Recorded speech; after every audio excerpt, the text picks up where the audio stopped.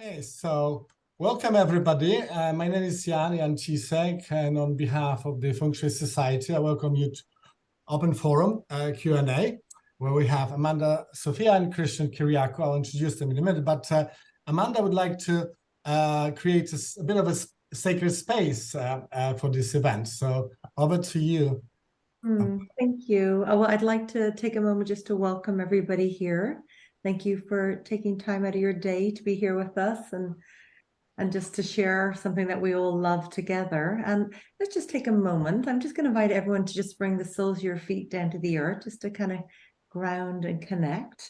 And then just straightening your spine and taking an inhale, just lifting your shoulders up. Exhale, just back and down. And then we'll just take a moment and close our eyes and just bring our awareness inwards to that yin space.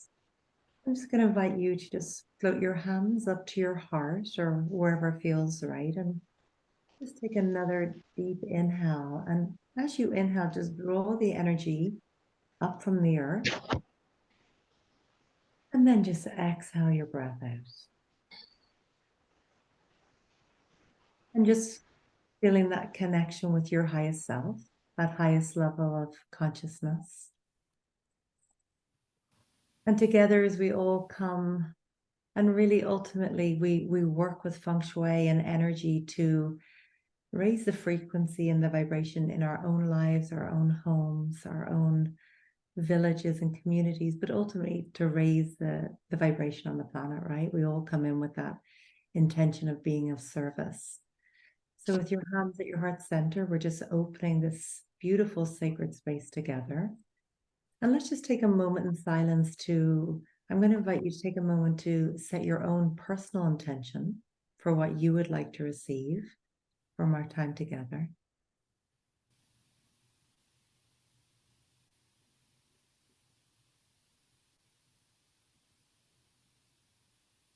And then just creating a collective consciousness that may we just raise the frequency within ourselves, and may whatever needs to come through for our own healing and collective healing and just to bring more peace onto the planet. Person by person, home by home. Taking one more deep inhale. And exhale. Beautiful. And then whenever you're ready, just gently opening your eyes and just inviting you to stay connected with your breath during our time together.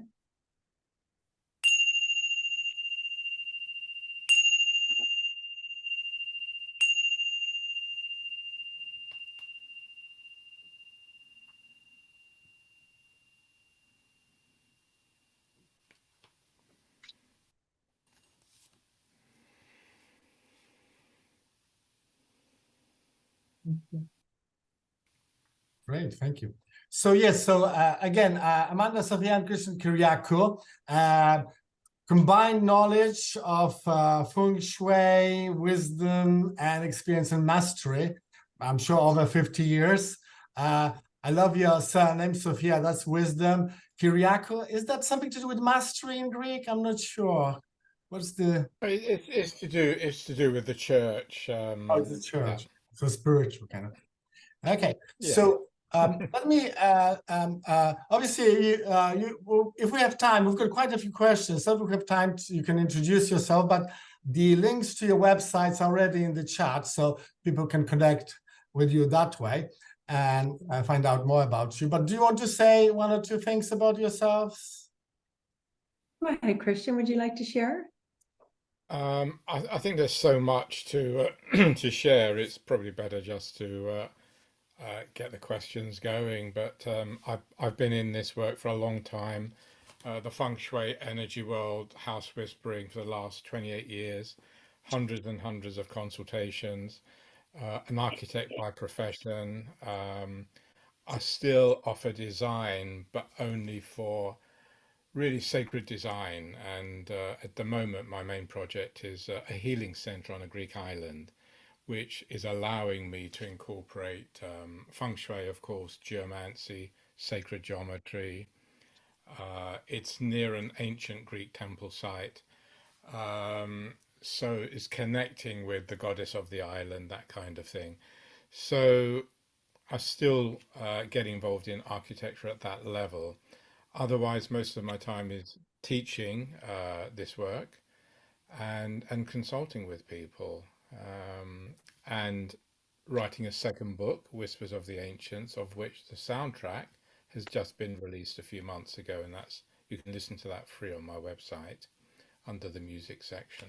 So for me, music, vibration, the light codes, which is what the book is about, is all part of the same work, and Feng Shui is part of that knowledge, which is very ancient, of course, in all the different cultures. So yes, that's just a touch of the iceberg. Thank you.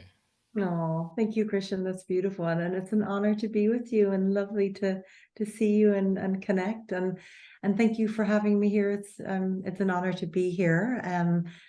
Yes, my name's Amanda Sophia, and like Christian, I mean, I'm over 20 years working with Feng Shui, but also working with land healing, earth healing, and also I do a lot of work with the Divine Woman Awakening around the Celtic wheel, and it's really so an integration of all of that. And just as I said in our opening of the sacred space, the tools that we need to really raise our own frequency and that of our homes and the land. So yeah.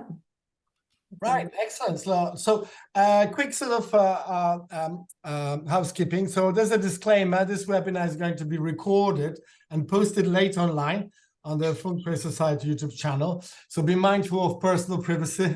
Don't say anything that other people don't want to see. The opinions expressed within the content of this open forum are solely those of the experts, unless otherwise noted, and do not necessarily reflect the opinions, beliefs, and values of the Feng Shui Society, its members, website, or its affiliates. The information and suggestions presented are not intended to replace a one-to-one relationship with a qualified healthcare professional and are not intended as a medical advice. There are many schools and approach to Feng Shui, hence there's not necessarily consensus on different aspects of Feng Shui. So what I'm going to do, all questions are welcome. We've got some questions already prepared, which were sent to us earlier. If you have any visuals and it's easier to share them with Zoom, we might be able to do that. But be mindful of the personal privacy, so be sensitive about your questions because it's going to be recorded. You can indicate your level of Feng Shui understanding knowledge, or some key terms. If you don't understand something, maybe you raise your hands and we can explain it. But you can say whether you are beginner, intermediate, or professional, expert, student. And keep your questions quite short, but give some context so we can address them. And obviously unmute yourself when you speak. So let's get started with the first question, which we got from a person called AB. How do you find successful work projects and improve finances and health? Work has been almost non-existent for the last few years, and health has been very poor too. Kind regards. So obviously a general question, but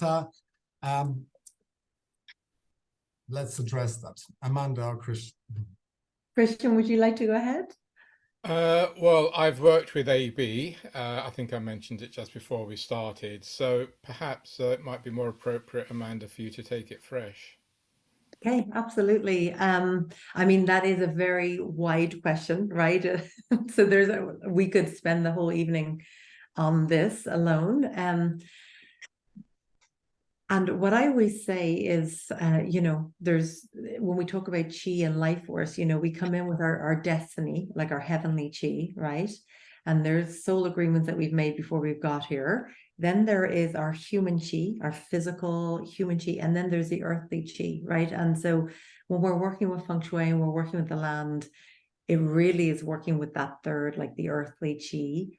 But then when we work with the earthly chi, of course, it's going to help our physical, human, physical chi. And then I think some of those soul agreements will still play out, but with more ease and grace. And I think that's a really beautiful way to look at it. So then there's so many steps that I would go through and work through with somebody that we're finding challenges in all areas of their lives. And I think the 101 place, well, place that I would start, first of all, is working with the land, right? Because the land where the house is built on is going to have such a huge effect on us. So the first thing I would do, and I think this is whether we're experiencing hardship or not, and everybody experiences ups and downs, but the first thing I think is just connecting with the land that we live on. And what I like to do initially with clients is A mysterious hole on a beach has caused a stir. But it's not muted. Please mute yourself if you haven't done so. I like to first of all do an introduction and create that intimate connection with the land. So if you work with your ancestors, I initially like to connect my ancestors with the ancestors of the land and create a unification there. So I would start with that. And also just connect with the land itself and see if what it needs, like just lay on it and, you know, ask what it needs. So sometimes there's some healing it needs, some offering it needs. And just like all of it, it wants to be seen and heard and witnessed, just like we all do. So that would be one step. And that can be a unique step for every single home. And we all have these soul agreements. That's why we're attracted to land or called to land or called to a home. You know, if you're looking to rent or buy a place, you might walk into all these different places, be like, no, no, no. And you'll just walk into one, you'll be like, ah, this is it, I'm home. And that's because there already is this soul agreement in place. But then I would be working through step by step. And I think the one that we all always talk about is, you know, just the very basic, you know, clearing the clutter, right? Because if energy is not flowing, of course, it will block all the different areas of our life. So the very next step I would work with is stepping into our space and seeing if everything in our space, from our artwork to the statues, to the colors that we've chosen, is it honoring who we are now and where we want to go in our lives? Because a lot of the time we're living in the past, or we're living in a home that's very like, just I was passed down stuff, or I got stuff on sale, instead of really honoring who we are and what really inspires us in our space. So I would really start working from that way forward. Like, just what I invite people to do is stand at their front door, just close their eyes and notice, do their spirits rise or do they fall when they come to their front door? And then if they rise, that's wonderful. But if they fall, just sitting with, well, what is this? Like, do I feel supported in my home? Do I feel inspired? Do I connect with my home? Do I show appreciation to my home? Do the colors inspire me? What does the artwork say to me? So I mean, beyond the classical feng shui and the intentional feng shui, they're the very first steps that I would be starting with.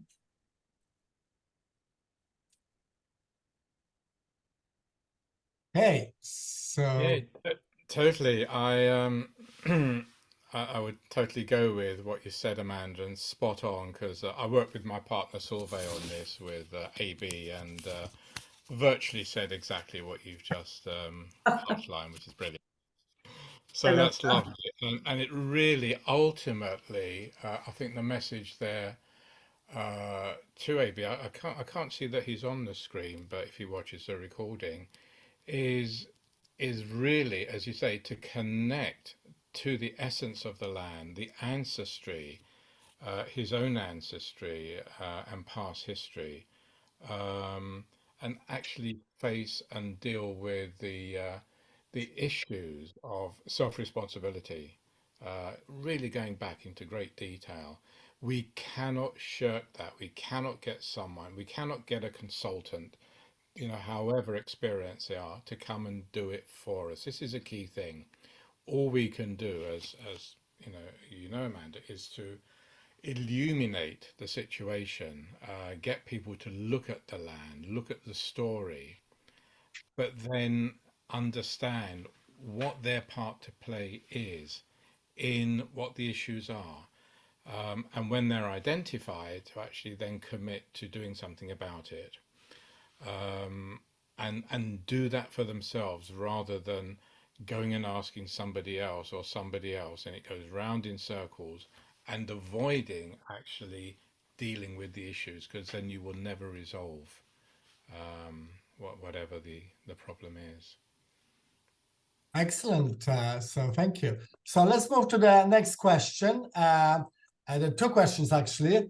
The first one is, if our living room is where the 5-star is residing this year, and I have an online energetic workshop to attend for 5 days, it will be hard to relocate to another room as all of the rooms are used. Could placing some remedies in that zone to try to mitigate the impact? Can you suggest a few? Or would you strongly recommend making another part of the house viable, which will be a lot of work, or change location for the event? Thanks, Raj. So that's the first question. Amanda? Okay, yes. Well, if we're looking at the classical feng shui and the 5-star being in the room, I'm such a huge advocate of creating harmony and empowerment for somebody in their home. And I really love working with flying stars and classical feng shui. But what I tend to do at the start of the year, I do out the chart and I get all my remedies in place, and then I enjoy my home, right? So I definitely don't bring fear in, like, oh, there's a 5-star, what will that mean? I put my remedies in because I think knowledge is power. And then when we get to put our remedies in, we neutralize that area. So obviously we always look at all the energy of all the different flying stars that are in that room.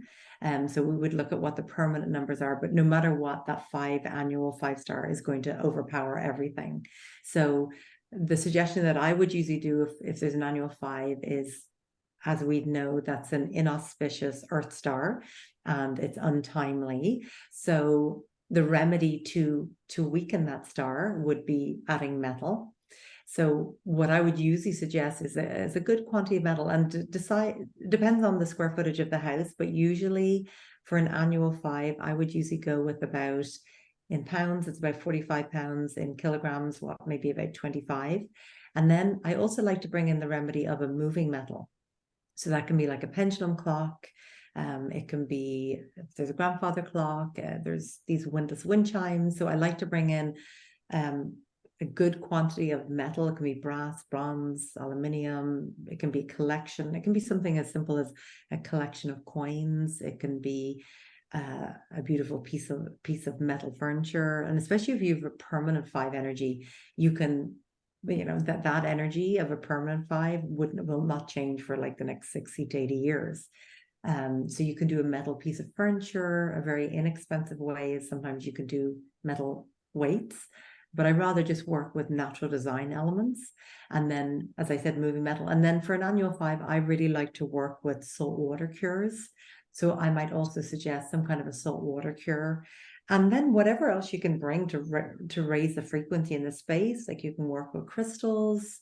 I would do a nice clearing. So if you have this online energetic workshop, and I'm not sure if they're attending it or teaching it, but either way, I would always open the sacred space and I would call in the ascended masters, and I would create this beautiful sanctuary, and I put in the remedies to neutralize it, and then it's just this beautiful space that you get to be in, and you could space cure it every day at the beginning and the end, and open it up to the natural sunlight and open the windows and create beauty in the space. And as Christian talks about, I love using sound frequency as well, so that can be very supportive too.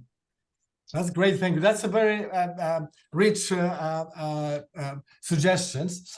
So the next question from the same person, Raj, is: can you advise if facing your positive direction outweighs sitting in a positive location according to the annual chart, or sitting in a positive location based on your house chart? It would be ideal if all 3 were, alignment, but failing that, what would you recommend in order? Yeah, I love that, because I don't think there's any such thing as I don't even know what perfection means anyway, but like, right, in imperfection is imperfection, and imperfection is perfection. But yeah, I think there's no such thing as being able to have everything as we want it. So I think that's a really good question. Now, first of all, based on your trigram, you have certain best directions, and certain best directions that are better for productivity and certain ones that are better for sleep. So you would find out based on your trigram which is your best direction. Now I go by your back facing your best direction, because then that's like your supportive direction moving you forward in life. But I also really like to balance that with being in balance in the room, like having a solid wall behind you. That really centers me, and I find that very supportive. I like being able to see the door. That's very empowering. It's good for our nervous systems, right? So I think I like to balance that as well as the best direction. And then, of course, if we can be in an area that has supportive flying stars and energies for us, we'd really like to do that. So if there's a way, I know you can't always have three, but I would probably be more inclined to get myself in a really supportive sitting direction. And then if possible, I would do the added, if you can also be in a place that has really good flying stars. Very good. Excellent. Right. Can I add to that? Yeah. So much of this work is psychology, psychotherapy, and vibration. So whatever we believe, we're going to create that. So sometimes a little knowledge, doesn't help. But if one can imagine oneself in like a quantum bubble and raise the vibration to go into another level of reality, in a sense, you're overriding everything that's being asked and is being concerned about. Yes, all these energies, the flying stars, the sitting positions, of course, the support, as Amanda says, is very important. That's kind of the basis of all Feng Shui systems. But the reality we can create, we've got the physical level, the mental, and the spiritual level. And we can actually go even further above that by, just increasing the vibration of our lightness. So in a sense, we're like floating above and looking at our home and looking at our question and the issues. And in a sense, it being separate from us, so that we are more connected to self, to higher self, which is not touched by any of this. Because we have higher self, then we have duality, the yin and yang, the masculine, feminine, and the whole universe is about getting that in balance. It's the whole process, the Masonic thing, secret societies. That's the story, the balance of masculine, feminine. So getting ourselves back beyond even that, beyond yin and yang to source, we can actually not be touched by any of this if we believe it. But if we believe it's going to harm us or stop our workshop happening, or it's not going to be as successful, then it will. So belief does come into it in a big way. But using our vibration shift, and you can do that with sacred instruments, voice, gongs, and so on. So I see another questions come up, so I'm obviously talking too much. Okay. No, that's great, because we're already going beyond Feng Shui, which is quite early on, but actually it's nice to have a big kind of holistic view of what can work. Yeah, me, that's my strap line, beyond Feng Shui. It's I know, I love it too. So, but it's related to the kind of masculine yin and yang theory. So the next question is, thoughts on this regarding sex in the calculations of the client's trigrams, regardless of the sexual identity, transgender, etc. As some Feng Shui practitioners have stopped using a different formula for men and women and say that originally there was only one formula, and the 8-mansion school added a different formula for women. Wondering if you have any input. Christian, would you like to go ahead with that?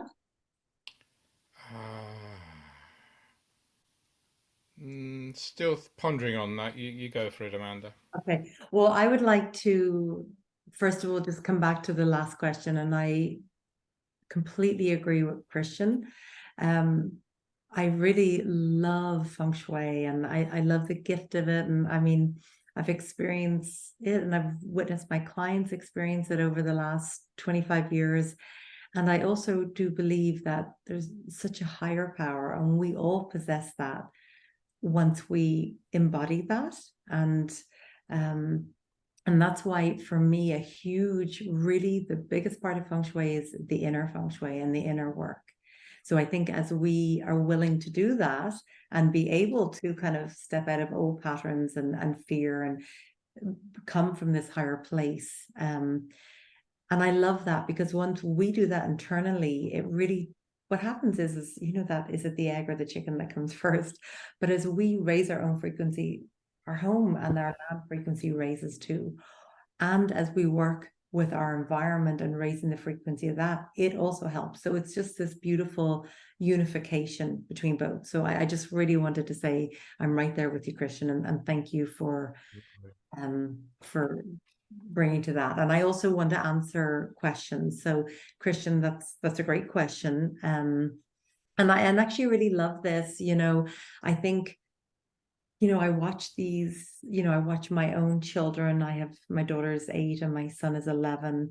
And I watch these next generations and how they come in just so much more expansive and so much more conscious. And I love that now it's like, well, you know, we're, you know, catching up. It doesn't matter where we're from or the color of our skin. And now it doesn't even matter. We're just a soul. It doesn't matter if we're male or female, or does that even exist? We're souls. We're these spirits having this human experience, right? So I've always used 8 Mansion, right, where we have our formula for the men and the formula for the women. But now, you know, with transgender, what I have been suggesting, if you're wanting to know your trigram, wanting to look for best directions and everything, I would go with 9-star key, where there is no differentiation. We just get the birth year, and if you're born from February 4th onwards, we stay with the year. If you're born between January 1st and February 4th, we go back a year. You add all the digits together, bring it to a single digit, and you minus it from 11. And then, so there is no, this is male, this is female. So that is, that's ultimately what I would use to answer that question. And then, Christian, would you like to add more to that? Probably no. I'm not very clear on this one, so I don't think I could add anything for the moment. We have Kristen here, so she might comment on something, but let's go to this question 2. When would you encourage usable yet untimely stars, i.e. the free start for period 8 and 9? Christian, would you like to take that one? No, again, the stars are not my strong point. Okay. Well, Kristen, the way I would look at it, you know, there's 180-year phases for the flying stars, and 20 years where they're at their really strong, like that really most beautiful auspicious energy, and then it goes through various cycles from there. So when they're really in a death phase, and if it's in Feng Shui, as we tend to look at, there's auspicious stars and inauspicious stars. So for example, the 3 would be an inherently an inauspicious star, and it's in an untimely phase. Whereas for example, the 8 star is inherently one of the most auspicious stars. And even though it's just shifted into the very start of an untimely phase, there still would be a lot of auspicious energy. So what I would say is looking at the actual frequency of the star, and then to what phase it's at. So as it gets deeper into the untimely phase, then it would have less and less auspicious energy. But ultimately, we always want to look at the stars that it is positioned with. Is it in a domination or creative cycle? So that would also guide us as to what a remedy would be there. Kristen, do you want to say anything? Yes, thank you. I just wanted to, so I get it with the domination cycle. So I think I'm just going into that deep dive of the usable based on, you know, when you marry the early heaven and the later heaven sequence. So to me, a 3-star would never be usable, but I was trying to see if there was a time. So if it was in a productive cycle, then maybe would you enhance it during? I For me personally, if it's inherently not a good star and it's untimely, I'd be neutralizing it. But with the 8, which is inherently a good star and is only just started in the untimely phase, I would still like activate the auspicious energy of it. But as it goes further in, you know, probably in the next 40 years, I probably wouldn't. But like with the 4 star right now, it still has peach blossom energy, but it is inherently a good star. But the 3, I would not be activating it until it gets timely. Just like the 2. Right. You don't really buy into that usable versus unusable format then. Yeah, that's pretty much how I know, and I love a Christian, because you're really like deep diving to find your own truth. But I think that's so important. Like I think with all of this, it's just what is your truth around it and what feels completely in alignment with you. And I think that is so important, and I honor you for that. Thank you. Yes, I'm in that phase where, you know, I'm a novice, so I'm trying to find my lane, and there's so many lanes in Feng Shui, so I'm trying to figure it all out. So I appreciate that answer. Thank you. And then, you know, what I've always found, just even personally, I love to experiment, and especially not with clients, but in my own life. You know, it's like, okay, well, let's try activate this. Okay, yeah, clearly that wasn't a good idea. Or, oh, wow, and you can tweak and play with it a bit. And I think that's how we, like, even just, you know, I always recommend that start doing case studies of places and exploring them. And why have they keep having, you know, foreclosures or divorces or whatever it is. And that's how you get to really kind of start to embody and understand it on a whole nother level.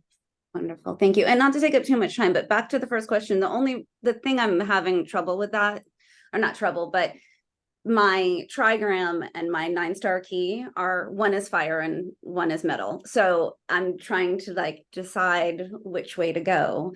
And if we're doing it for transgender people, then should we just, like you were saying, every soul's a soul?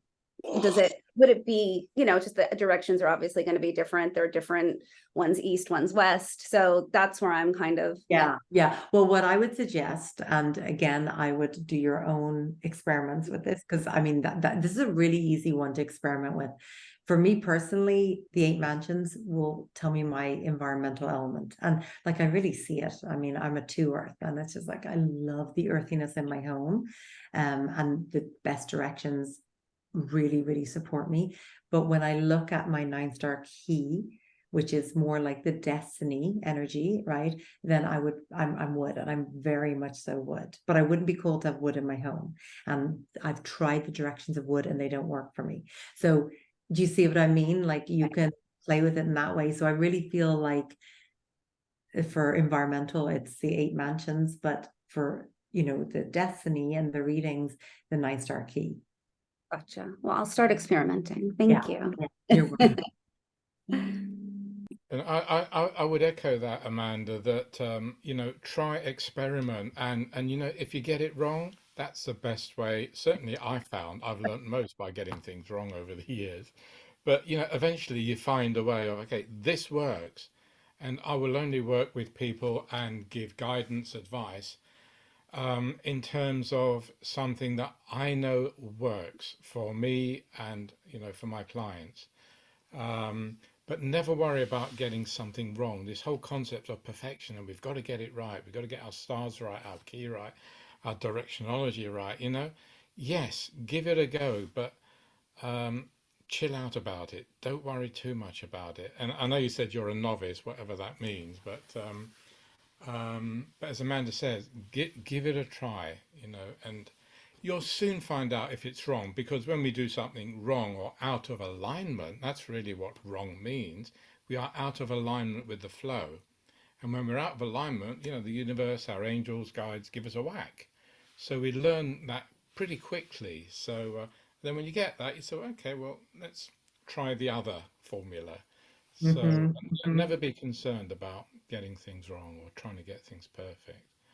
Thank you. That's my take. I love that, Christian. I love that. And I tend to be a very free spirit, and sometimes all the rules and the charts and stuff, like it doesn't always feel in alignment. So for me, it's very much so feeling the energy. How does it feel when I sit here? How do I feel? Like way beyond anything, you know, of what the flying stars tell me or my directions tell me.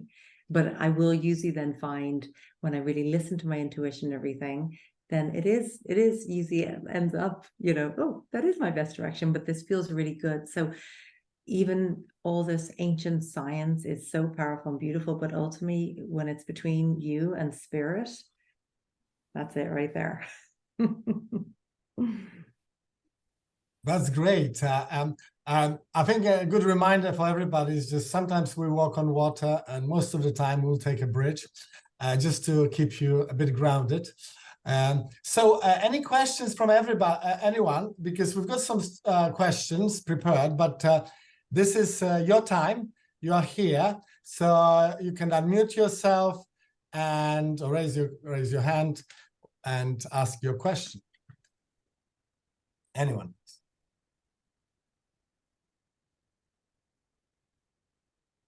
We're here. We'd love to answer.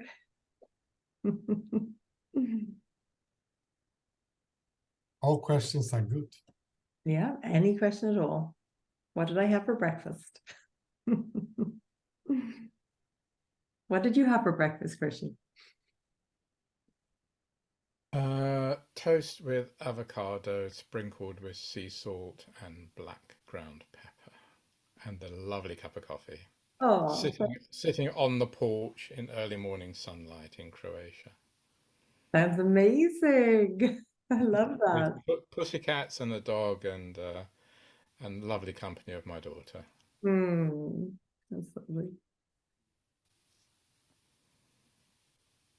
Right, let's go and look I've at. got a question. Oh, excellent, thank you. Hi, I had the same breakfast as you, Christian.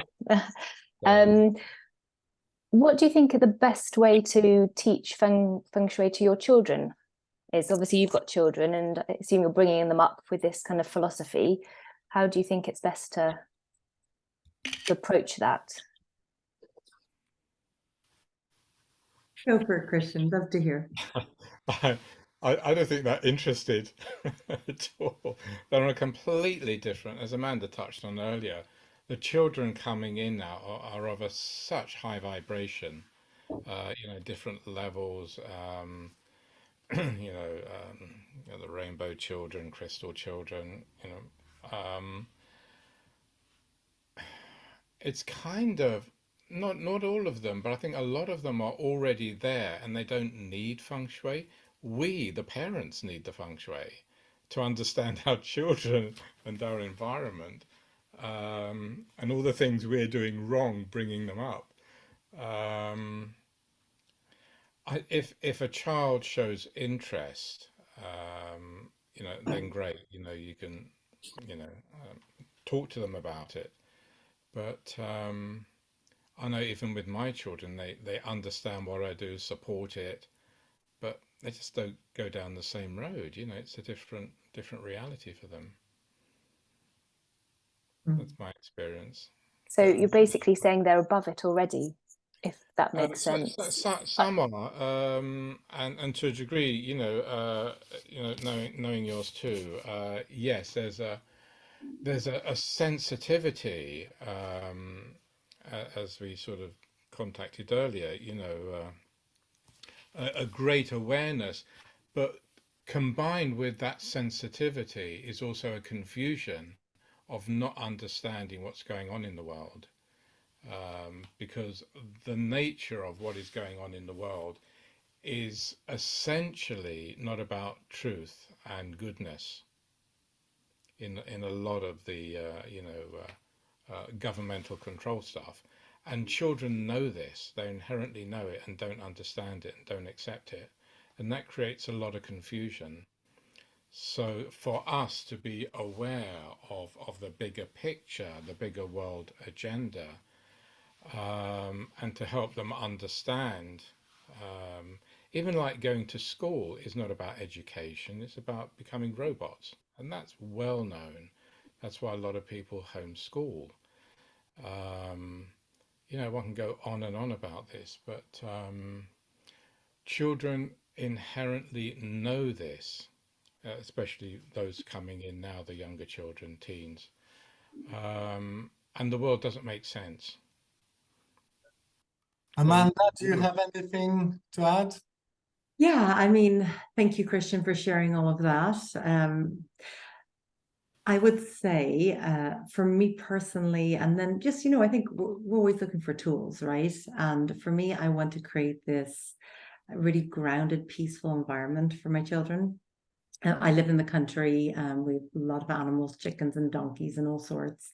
We grow our own veggies. So for me, it's like really bringing that earthy grounding in for them. Like this morning, we were picking the tomatoes and cucumbers for breakfast, you know. So for that, for me, it's like, I find that very grounding for me and for them. And I agree with Christian. It's like, you know, a lot of these tools are, you know, us raising our own consciousness and to shift the way probably most of us were raised, so we can bring a higher level of conscious into our parenting, right? But you know, I would work with basic stuff with them. Like they have their own crystals in their rooms. They love to cleanse their own rooms. They open up their windows and their curtains every day. They're really good at even just clearing out clutter. You know, as soon as they've grown out of something, they've got their friends, younger friends, they want to pass stuff on to.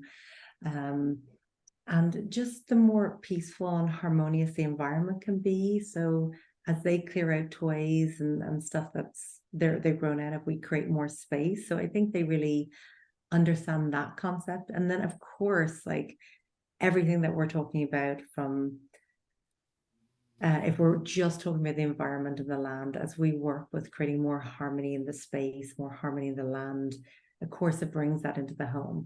But the children are so tuned in to energy. They're so tuned in to anything that's off energetically wise. Like, and what I find with my children is like, I mean, they're very, very, very intuitive. And then a lot of the time my son will be like, oh, there's an energy, but I just can't send it. You know what I mean? So I feel like their gifts are like, well, where they're well able to work with these energies, but really just tool wise, I think the more that we can create a harmonious, peaceful, grounding space, where it's really earthy. I like to have a lot of plants in the space, create a lot of beauty, have it very soothing color wise, and you know, make sure there isn't sharp things and pointy things. And I like to keep my home clean, and I like to, you know, for it to feel good. So I cleanse on a regular basis and everything like that. Very good. And I would say always to encourage children, if they start talking about spirits or ghosts, which I hear about a lot, and also the parents will say, don't be stupid, darling, you're only imagining it. Now, imagination is fantastic, it's creativity, but it's about the parent encouraging, even if the parent doesn't understand what is going on, and a lot of them don't. I'm not talking about you, Michelle. But the child is experiencing, and at a younger age, and that purer vibration, they're tuning into very high vibration spiritual layers of reality, you know, parallel realities that we're not aware of most of the time, or most people are not. They can be accessed, and of course this is a lot of the training of philosophies and secret societies to go to sacred sites, portal energies, ley line energies, and actually tap into these other dimensions of realities. But we can do that from wherever we are. So if a child is locked into something like that, they can be tuning into parallel dimensions, past life realities, that they actually doesn't make sense to them in their home physical environment. So all we can do in that sense is just to support them and encourage them to delve deeper into what they're experiencing and to communicate with them. Definitely not to say that's crazy, you know. So yeah. And for me, I mean, being extremely empathic myself and witnessing that with my children, for me, it's just honoring who they are, but also empowering them to be who they are, to speak their truth, but also just they're so aware of energies and anything that's off. So actually, I think one of the main tools I've been working with them lately is not taking on all the energies that they feel everywhere they go, and just really giving them tools where they can, you know, whether it's physically, emotionally, spiritually, in spaces they're in, and just being aware of their surroundings and how they can be kind of aware of this is not their energy and they don't have to take that energy on. So that's one thing that I've been really working with, because we all know, most of us that are involved in Feng Shui and energy, we feel a lot, and there's gifts to that. And then, you know, sometimes that can be hard when we feel energy everywhere we go, and we're so aware of when things are off. And so I think that would be a huge thing that I'd be working with my children. Okay, next question. Anyone, please, don't be shy. Lydia, please unmute yourself. Oh, I'll do that for you. I've got a question about the directions bed should be facing, because I've been finding loads of kind of conflicting things. I was told it was facing north, I mean head to the north and feet to the south. So in Feng Shui, I don't know. And I've discovered my bed is facing southwest. So I don't know if that's a good thing or not. And I can't change the position of the bed as well, because I'm in the studio, so it's just the space there is. And I've been acquiring crystals and things, so I don't know if having some specific one nearby would help at all. But what is the actual problem, Elizabeth? Yeah, I want to know to get more sleep. That's the main thing.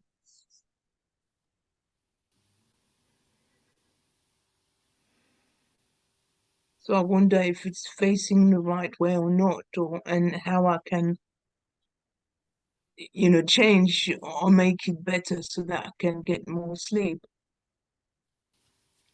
Are you able to change your sleep direction just by rotating your body in the bed to try it? Like sleep the other end, for example, then you've completely gone 180 degrees. Yes, but is there a right direction in the compass to face to get better sleep? There are certainly formulas, and Amanda's probably more tuned into the formulas, but for me it's a practicality. If whatever the formula says, whatever your best direction is in Feng Shui, it'll give you, say, north, but then in the Indian Vastu Shastra, they would say that nobody should sleep with their head to the north. So we've got two opposing systems. So I would just say to anybody, try it, see if you sleep better. But there are so many other factors in sleep and nourishment than just the directions. There's geopathic stress, both physical earth geopathic, also psychic geopathic. There's our own sort of connection to spirit, to the ancestral, you know, the ghost world. There are so many different realities. It's a much bigger question that is, you know, southwest the best direction for me. It's relevant and can help, but it's only one layer of an answer. That's what I would. Yeah, I understand. Yeah. Yeah, Amanda. Yes, I mean, I completely agree with everything there, Christian. And I think there's so many layers to sleeping. Yes, if there's geopathic stress, it can make it really hard to sleep. You know, like I think first of all, creating a really good sleep routine, you know, in our Vedic medicine, for example, if we can kind of get ourselves to sleep, like I like to go down with the sun, I like to come up with the sun and the birds. And I get that's not for everybody, but if we can kind of have a kind of a sleep ritual, I think that can be really helpful. Like I like to have lavender by the bed, and I like to meditate before bed and stretch, and I like to do this with the kids and just create a really peaceful environment. And then talking about just the balance in the room, again, I like to sleep with a solid wall, and like we don't always have options, because sometimes there's a bathroom door and a closet door and a door, the door into the room and a window. So sometimes there is only one option. But I think having a solid headboard, a wooden headboard that's really grounding, is very helpful. Having a lot less is more in the bedroom, having a lot less cluttered. I like to turn off internet. I like to turn phones. I like to have everything off before sleeping at night.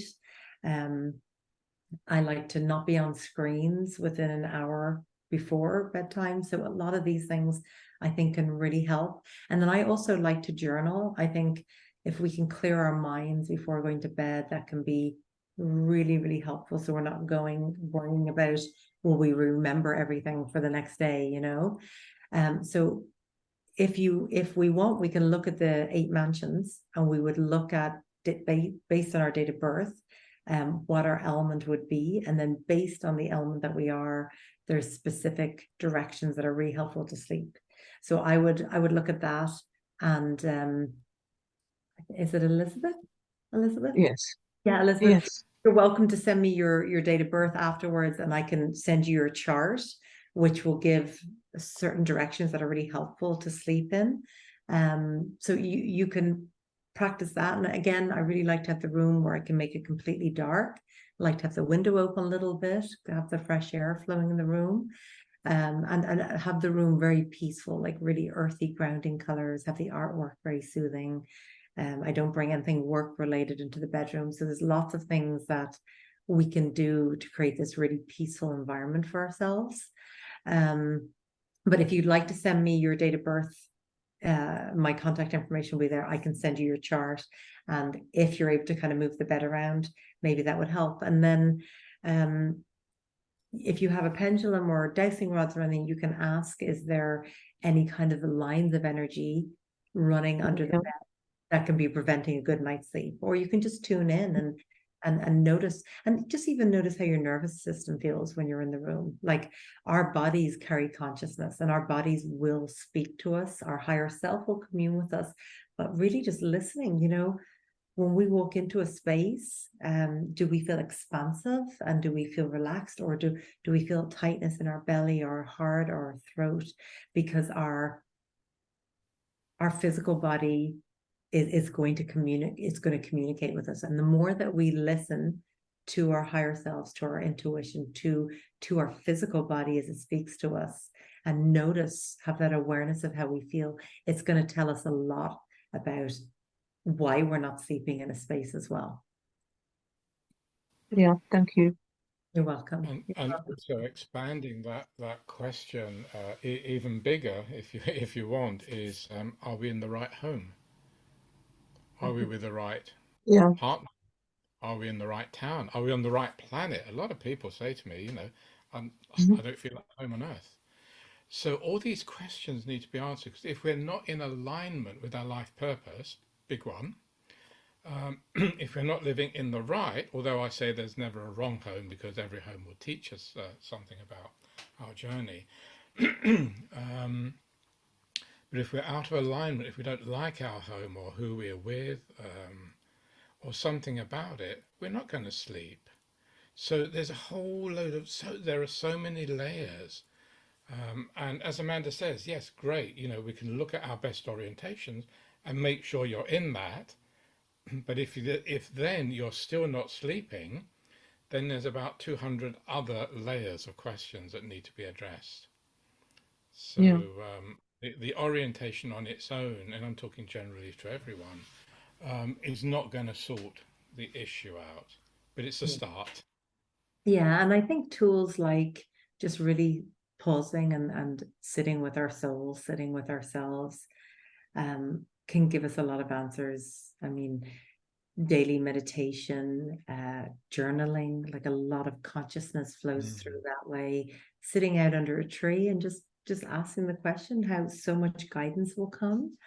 And in that silence, when we really give spaciousness, that's where a lot of the the awareness comes in, and just being really patient, compassionate, and loving with ourselves. And that also gives us more permission and spaciousness to listen. Excellent. Thank you. Any other questions? We still have half an hour. I mean, just to add, Elizabeth, having a cat with you on the bed at night is pretty cool. 'Cause they Yeah, I absorb used to a have lot of one. that Yeah, energy. yeah.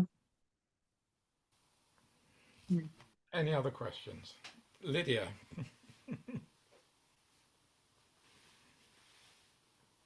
Myself. Hi, I have a question in regards to a reverse house. I'm still kind of learning. I've been in it for a while, and for some reason I'm not grasping it. I'm not like absorbing it for some reason. I'm still really confused about all the flying stars. I'm just not retaining it. I go over and over and I just can't get it. So I have a reverse house, and I would like to put a fountain somewhere in the back. I have one already in the south of my home. I put it on the Facebook chat, but I would like to put another little fountain. I'm wondering if it's still okay to do that. Yikes. Well, my question I is, don't why know. do you want to put a fountain anywhere? I like the fountain. I just think it's pretty, and I like fountains. You're not doing it. You're not doing it for a cure or an enhancement. No, I'm not. I'm just doing it because I like it. I Yeah. like the fountain. Do you think it's not advisable, or No, I'm not. I don't know? Not at Because I don't all. want to put a It's fountain where I'm going to make problems for myself because I'm putting water there where I'm not supposed to have water there. Does that make sense? Well, often you would put water in a water element. Mm-hmm. And so I was doing so before I don't want to do the intentional feng shui. I want to do the flying stars feng shui. Is my whole point is I want to do. I feel like it's better than the intentional. I know the intentional, if you do it intentionally, it's good, but I feel like if I do the proper flying star feng shui with the intentional, with the proper flying star, does that make sense? Am I making Mm. sense? Yes, I'm hearing the where you're at. Yes. Yeah. Well, So thank you for sharing that, Lydia. And I first of all would like to address, thank you for sharing that, you're studying and you're just feeling like it's really not going in. And I would say that just kind of being really compassionate with yourself, number one, is really, really important. And I think knowing how we learn and how we absorb is really important. Like some of us are really auditory, right? So listening. Some of us are so visual, but some of us are just so tactile. Like we actually have to do it. And I think online classes and stuff work really well for some people, and some people it just doesn't flow. I think some people just need to just get stuck in. They need to put their hands on it and do it. And so that might be one thing, just on what you first will share, that I might suggest. There's somebody that in person you could just sit with, and you could do a house together. I feel like that hands-on experience would be really, really powerful. I would like to donate my time with somebody that needed help, that knew what That's a lovely idea.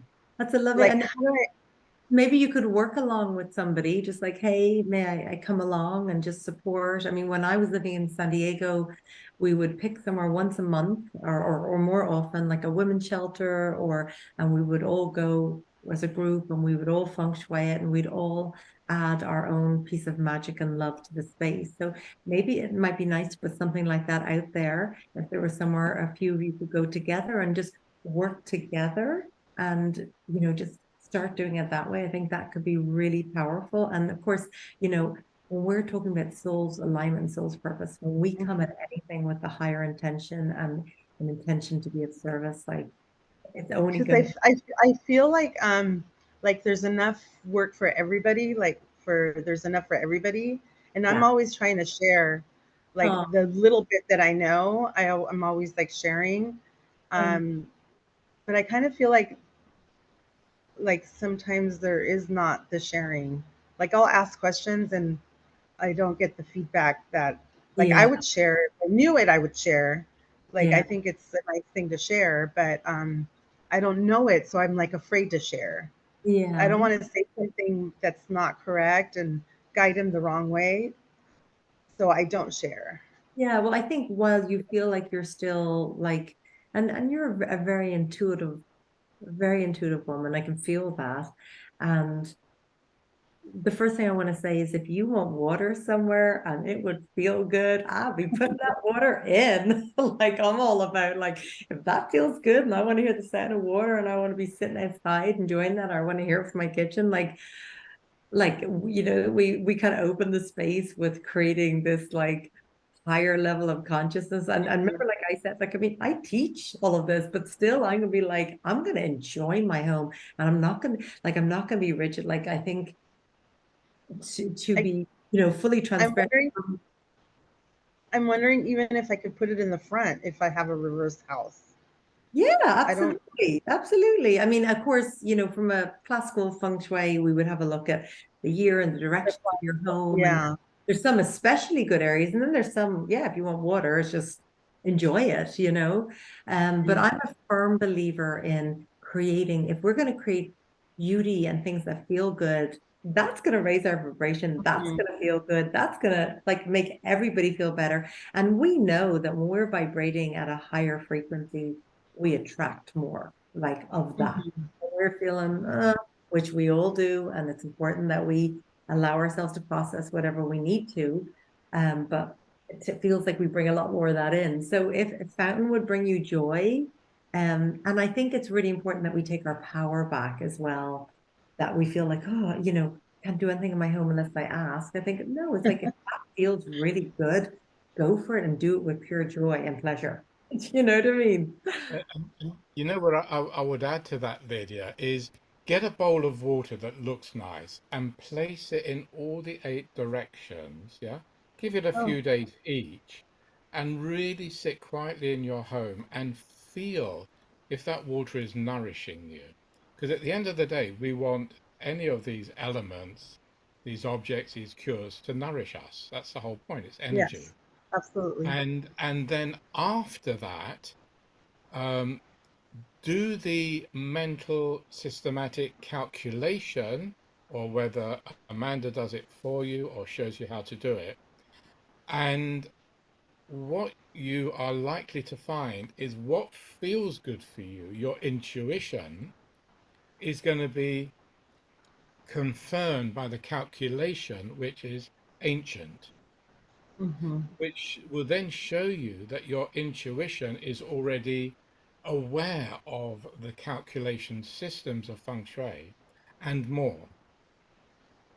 And when you Thank do you. that, that like, wow, I felt it right in my heart, and the Mm-hmm. calculation system is confirming my intuition is connected to source, to galactic knowledge, and that would completely shift your whole life after that.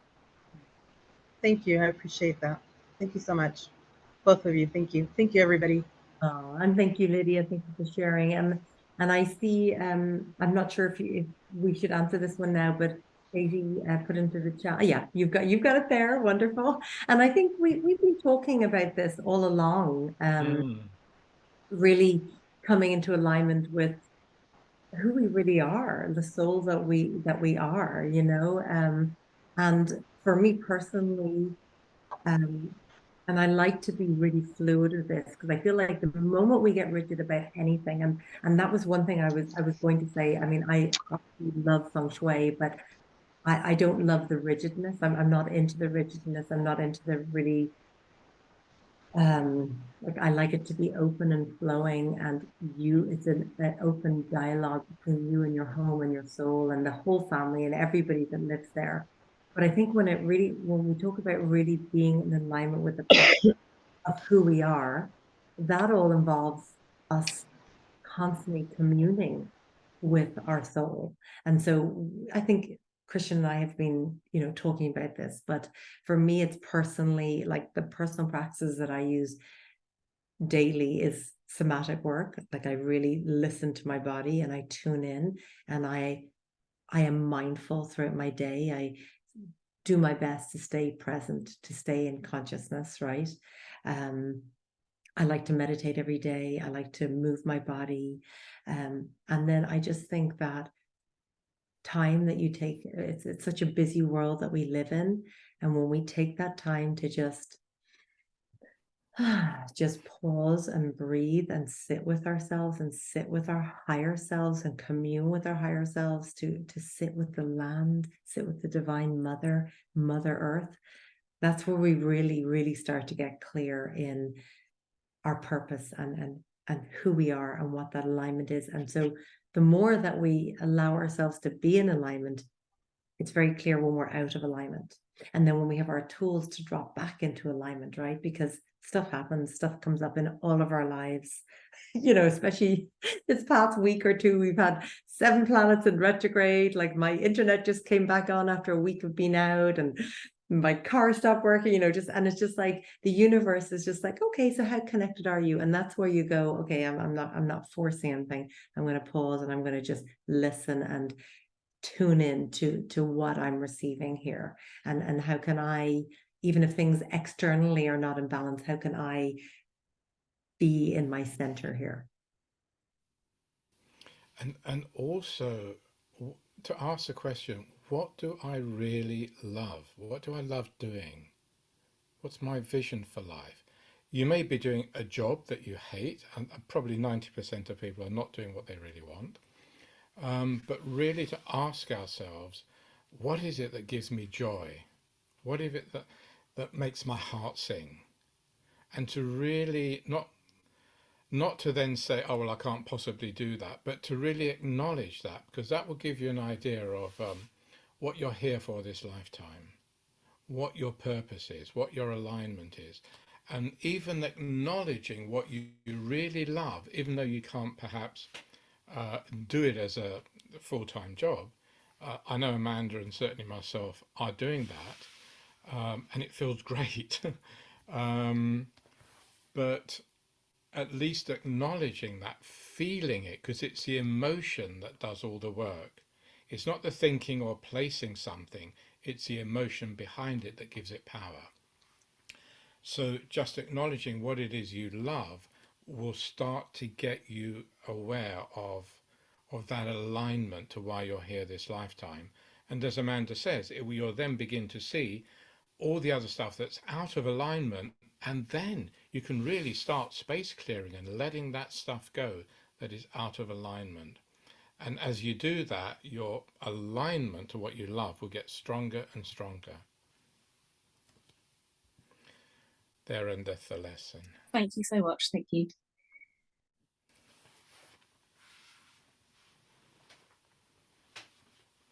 The water in the south, I understood that water in the south area is not very auspicious. Water destroys fire, isn't it? I love it how I feel like we're weaving in between the feng shui systems, between the absolute expansion, and I feel like we open and we contract and retract. There's this expansion, but I feel like both are valid, and of course, and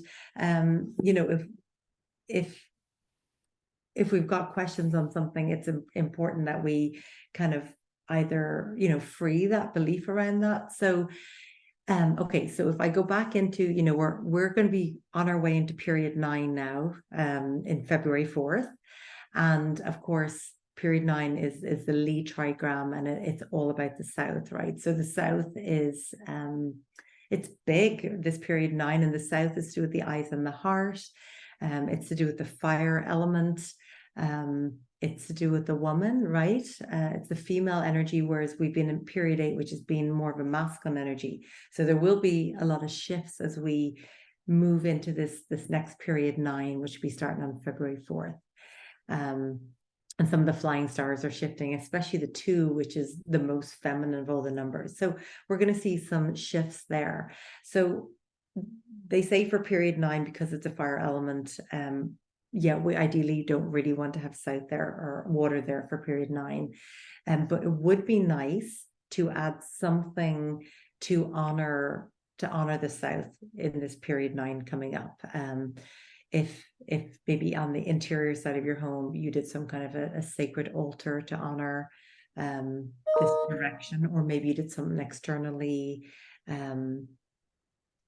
creating like a blessing point or a cairn, or something symbolic that you would like to put there, a special stone or something. So yeah, maybe something more in the earth, or even something fire. You planted a beautiful red roses there, or something like that, to honor the fire element. So that might be something more that I would suggest in the south for this upcoming next 20-year period. Another question about electrosmog. What about all the electrosmog everywhere? How do you create harmony beyond the, it's interesting, how do you create harmony beyond electrics and radiation, especially for the children? Thanks. Very, very simple. You believe beyond it. Remembering that, and this is something I teach, in my academy, and also in the Light Whispers, which if anyone's interested, I'm starting a whole series at the end of this month, Light Whispers course. But the healthy homes, so much of it is vibration. Again, we're back to vibration. And if we can come into alignment with negativity, I know this sounds maybe strange or crazy, but the issue and the harm of electrosmog, radiation, etc., is because our bodies are not in alignment with it, and they're not meant to be. They're meant to be with nature, which is feminine, nourishing, the pentagram, the rose, etc. So that's the extreme. But anything electrical, transformers that create electromagnetic fields, EMFs, any form of radiation is going to harm our bodies, which are very sensitive electrical. So, but there are ways of actually tuning in to something that's damaging. So we have a phone, we can actually tune into the vibration of it, and if we think it negative, it's going to harm us. But you can actually, through the heart, like using the heart like a washing machine, if you like, and coming into alignment with its vibrations. And so the disparity is what creates the fragmentation that creates illness, that creates cancers, etc. If we can come into alignment with anything through the golden mean vibration of the heart, then we are not harmed by it. So we don't have to rush around getting rid of, like space clearing. It's not about getting rid of, it's about understanding what's in our space, coming into alignment with it. So the bottom line is the heart's vibration is love. So if we love that item that we're considering is dangerous, then it will reduce its so-called negative effect. And this can be proven within minutes if we had time to do an experiment. So love is the bottom line, but it's how you actually process that in reality. But it does work. Amanda, do you want to add anything? Yeah, well, I love that. It's like, love is the answer. Sorry, what was the question? So I completely agree. It's like the energy that we put on anything is then like what creates, like if we just keep adding to it. So again, I think that really comes back to love, but also reclaiming our space, reclaiming love of ourselves. Like, because we're born knowing that we are whole and perfect and all children of spirit, right, of the universe. And then there's experience that we have that take us away from that. So it's a remembrance that needs to happen, that we are good. And you know, I kind of believe that it's all already planned out for us, our soul's journey. So, you know, a little bit of EMF here and there, you know, doesn't make a difference really, you know. And at the same time, I do like to just, I turn everything off at night. It just feels like, I can sleep better. Like, so I just pop off my modem every night. I like to have the charging stable, like with the phone and the computer at the far end. Like, we don't even actually, even if the internet is on, we don't even have it down in the bedrooms. So like, I do have a couple of things that I put in place, and I just don't even like the feel of having electronic stuff in the bedroom. So I you know, and I feel like, what, we sleep a third of our lives, right? So if the more, and what do we do when we sleep? We restore and we heal and we rejuvenate and regenerate. So the more that we can deepen our sleep, like the more that we can do that on a deeper level. I'm really grateful for my electronics. Like, I'm really grateful for my phone. I mean, not having internet the last week, it was just like, I'm really grateful to have internet. But I feel like with everything, if we can just have balance around it, and not like sleep with it on our nightstand or something, that's just a balance. Because we know that even holding something like a cell phone up to our heads, it also starts to get hot and doesn't feel good.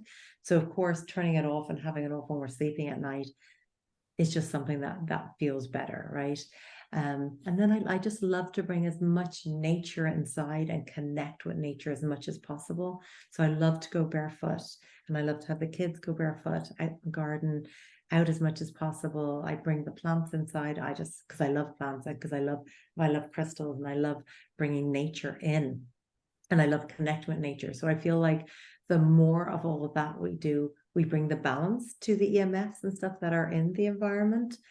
And it's just like with anything, you know, the food that we eat and the thoughts that we think and the words that we use all have an effect on us. And then of course there's so many, like Christian said, if we had more time to do these experiments and show, because they've shown now monks, and I'm not advising this by any means, but drink dirty water or actually bless poison and then eat it, and have blessed it and blessed and blessed it, raise the frequency so much that it doesn't actually even affect us. So that is kind of what we're talking about now. If we just infuse everything, of course, you know, it's like we all thrive when we're met with love and we're seen with love and we feel love. We're all like flowers. We just open up and we thrive, right? So anytime that we can be met and meet with love, we're just going to transcend and shift the energy of so many things. Lovely. And that question coming up about shungite and crystals, Yeah. yes. You know, all these are tools and they can be used to success. We don't want to use our spiritual, you know, gifts of and power of, you know, psychic protection, which we can create psychic grids, which I do, and I use gold and crystals in the grids, in the psychic grids. But the idea is to, if you have harmful EMS transformers, yes, don't try and deal with them because you've learned how to do psychic shielding. Put them to one side, keep away from them. You know, use your spiritual energy for, you know, greater good. But certainly all these crystals, shungite and others, are very powerful for diminishing, but they will not sort your life out. A lot of people say, yes, let's get a shungite or a heart crystal and my life will change. No, it won't. Because it's what you put into a crystal. A crystal is a powerhouse. It's a computer. It's a quantum computer beyond belief of the power of it. So whatever we think, it will amplify 1,000 times. So we can program it to protect, but we always have to be mindful of what a crystal comes with and make sure we clean it and then reprogram it from 0 point. But crystals certainly are useful, but best to keep away from EMFs if we can, and stay away from electric cars. If everyone drives an electric car, you have a problem.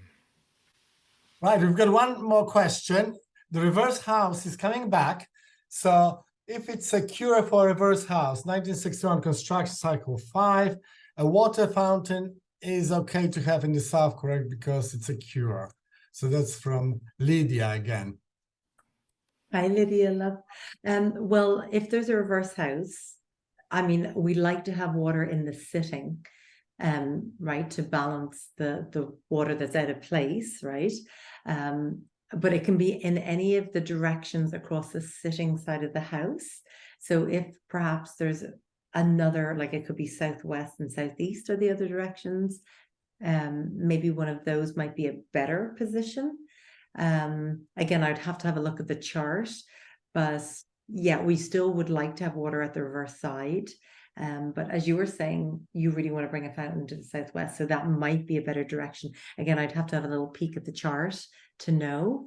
But having water at the reverse side, regardless, is going to be very beneficial. Yeah. Right. So we've got a few minutes. So any thoughts, comments, next steps, any takeaways? So Amanda and Christian, what are you up to? What are you going to do next? Christian, you mentioned your course. Amanda, are you doing any trainings? Yes, absolutely. Actually, just tomorrow, my Feng Shui Your Life and Feng Shui Master certification starts. I'm really excited for that. That's actually starting tomorrow. And then my year-long Divine Woman Awakening Celtic Wheel of the Year is starting the following week, which is just learning about just kind of living in all the different practices Christian and I've been talking about, in harmony internally and healing the ancestral and past life, and learning how to really live in harmony with ourselves and the land. And then I do a land healing geomancy course with Alex Starr, and that will start next month. And then one last thing I'd like to mention is in California in November, Alex and I will be doing an in-person land healing weekend, February 3rd to 5th. So if anybody's in California would like to join us, we're going to be working with the tools of geomancy, but also just really land and earth healing. But ultimately, what are we doing when we're healing the land? It's healing us, and we're raising consciousness. And like Christian was saying, like for me personally, like just getting called to these sacred sites around the world, and just these are portals, and a lot of these light codes and these higher frequencies are coming in. And so for me personally, it's just I'm called to these places, and this desert, which is not somewhere I usually would be called to, but desert in California has called. So I'm answering the calling. So if anybody else wants to join, it'd be lovely to have you join. Lovely. Christian, what are you up to? When is your next course? Oh, the next one is the 27th of this month, and it's the short version of my 1-year academy training. So it's 8 short modules, which includes, the heart of home, space clearing, dowsing, spirit release, environmental, the healthy home, and so on. So although it's a short course, we go deep into the subject, and of course you get, all the knowledge that comes through me in that time. So it's a pretty powerful short blast of introduction, and I find that a lot of the people, at least half the people who get that taster, go on to do the full 1-year academy training, which is 24 modules, 22 modules. So so that's my training apart from consultations. Amanda talked about light codes. The current book, which is now finished, Whispers of the Ancients, is about the light codes that came from another planet to Earth, and the whole story and journey of, well, really the universe, just the knowledge, which includes, of course, Feng Shui, geomancy. It's all part of it, sacred geometry. And the two protagonists, meet people on Earth, the wisdom keepers of Earth like Plato, Mozart, Leonardo, and the journeys and discussions that they have. So it's quite a fascinating story, weaving ancient knowledge So not many people know that Leonardo disappeared for 2 years in a cave of power where he got downloads of knowledge from extraterrestrial knowledge or through portals of information. So there's other dimensional worlds which are around all the time if we want to go to sacred sites, are there. So that's kind of the story of that.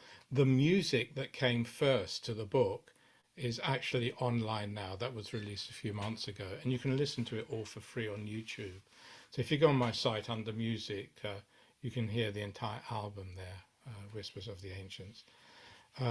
Other than that, my major project now is designing a healing center on the Greek island, incorporating everything we've talked about, you know, sacred geometry, geomancy, Feng Shui, ancient knowledge, and that's fascinating. So beginning of next month, I'm going out for a week for the first time to kick off the process of merging the heart of about 20 different plots of land that have been bought together into one heart to actually start the process, connecting it with the goddess of the island and so on. So really fascinating stuff. Can you So, reveal not a dull day. can you reveal which island? Samothraki. Okay. Well, that'll be a great presentation once you are part of the process. Maybe we'll have you back. Yeah. In fact, we're filming the whole process as well. And yes, and I've talked to, I will be talking more to the client who's actually been on my 1-year course, about pulling people in from the Feng Shui world to actually participate in the whole design process. Oh, excellent. Wonderful. So, you know, if is there a website, or is there something that we can put in the description in this video? Not at the moment. No, it's still quite private, but yeah. For people who are watching, there will be information about both Amanda and Christian, so you can just go into the information below the video and just click on the links. Yeah. So any final thoughts before we close? Hi, Jan, I'd love to just, if there's any more questions, just because we opened this sacred space, I'd love to take a moment to close it, or perhaps Christian, you might like to just close it for us. Sure. Let's just come to stillness.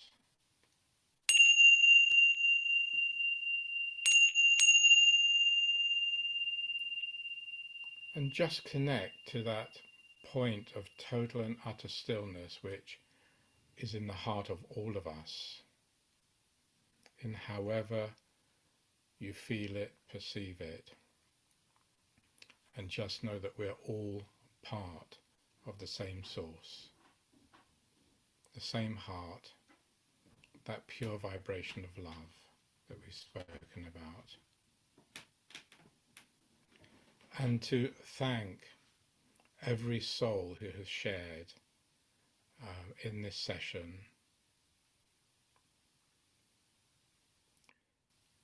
and all those who are not in physicality, who have joined us in spirit, guides, angels, helpers, who have all contributed through our voices. Thank you.